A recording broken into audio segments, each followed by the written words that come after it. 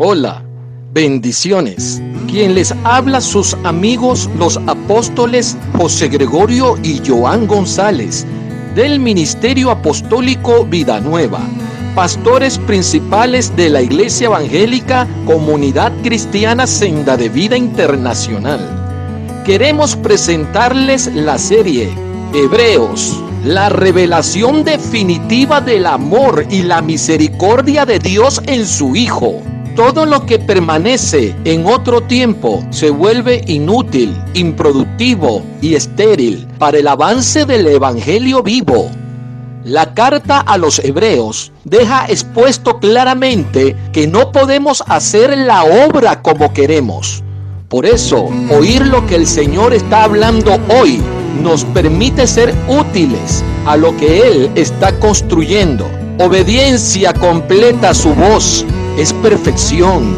La verdad presente deja en estado de torpeza a aquellas cosas que en otros tiempos fueron útiles. Bienvenidos a Hebreos.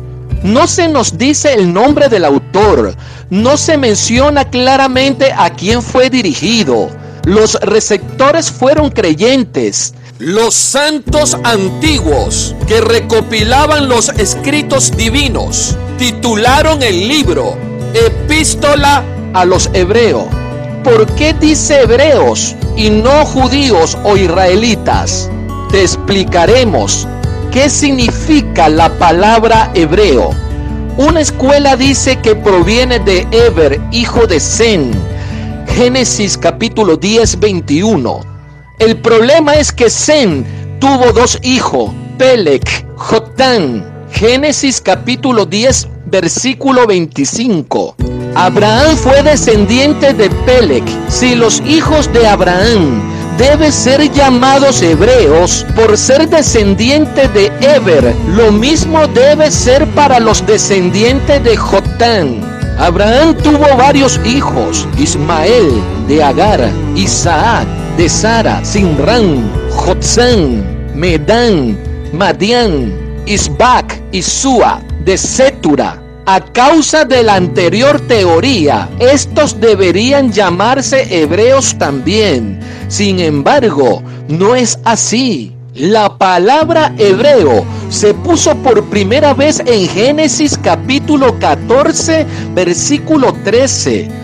Después de estudiar la raíz, encontraremos que esta significa atravesar, usado para describir el cruce de río de un lugar a otro. Abraham fue un cruzador de ríos. Josué capítulo 24, versículos 2 y 3. Había cruzado el Éufrates cuando Dios le mandó salir de la tierra de sus padres, la cual era la región de Caldea en la Mesopotamia. Esta tierra llegó a alcanzar un alejamiento de lo que Dios quería para el hombre, a tal punto que se convirtió en el modelo religioso para muchas naciones que adoptaron sus dioses, hechicerías y formas de gobierno diabólicas que influenciaron a mucha gente aún hasta el día de hoy.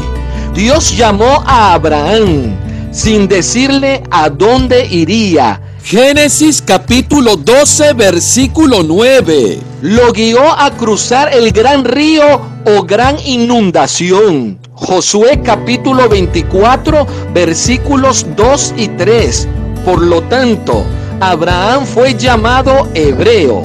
Un hebreo es una persona que viene del otro lado del río. Sí, en este significado podemos encontrar un referente que nos da una idea más completa del sentido que tiene el bautismo para nosotros. El mundo en el que vivimos ha sido usurpado por Satanás, corrompido, engañado y arruinado. Esta es un estado que no es bueno para el cumplimiento del propósito de Dios. ¿Cómo podemos salir del mundo?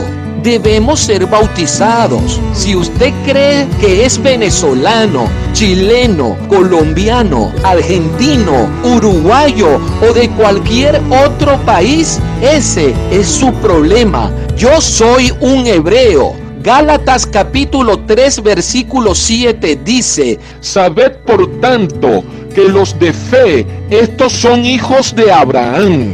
Sí, yo soy un hebreo. La tierra a donde Dios llevó a Abraham era muy buena, ancha. En esa misma tierra se edificó muchos años después de Abraham la casa de Dios, en donde Dios mismo hizo morar su nombre y muchos pudieron invocarle. Isaías capítulo 66 versículo 1, lugar del reposo de Dios. Al oriente de esta tierra se encontraba Caldea, de donde Abraham venía. Esta región, como la mencionamos antes, era ya un lugar semejante a guarida de demonios, cuna de males y perversidades contra Dios y el hombre. Lo único que separaba estas dos realidades era el gran río, el Éufrates. Primera de Pedro capítulo 3 versículos 20 y 21. Antes de Abraham fue Noé.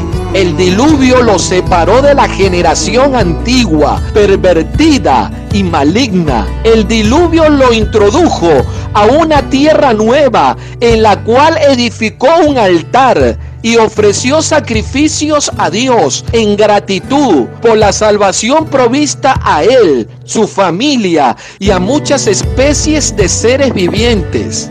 Los hijos de Israel, nietos de Abraham, cruzaron el Mar Rojo. Luego de este evento, cantaron, danzaron y se alegraron por la liberación poderosa que Dios había hecho en ellos, librándolos de sus enemigos, los egipcios. Ellos pudieron decir: Egipto, tú estás de aquel lado, pero nosotros estamos seguros de este lado. El autor utiliza un tinte de exhortación con los hebreos, debido a que estaban fuera de tiempo en asunto de pacto, estaban en otro tiempo.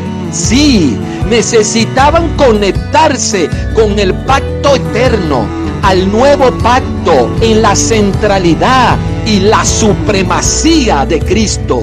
Un continuo contraste entre lo viejo y lo nuevo impregna todo el escrito, permitiéndonos ver cómo todo en Cristo es nuevo y mejor.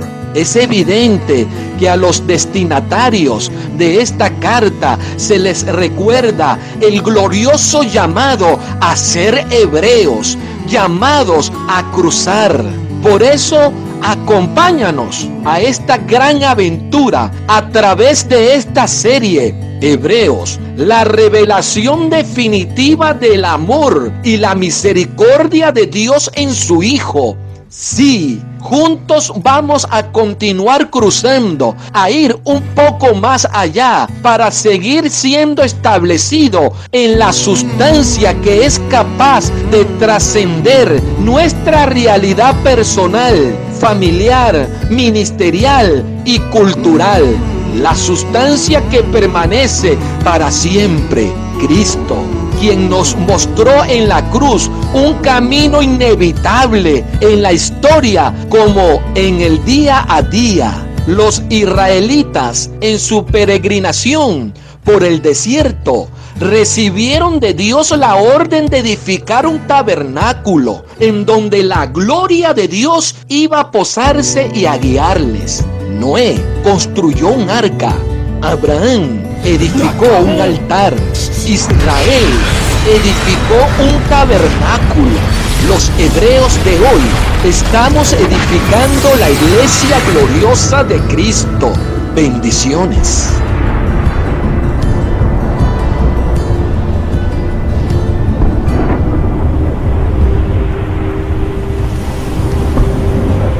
Padre, en tus manos encomiendo mi espíritu.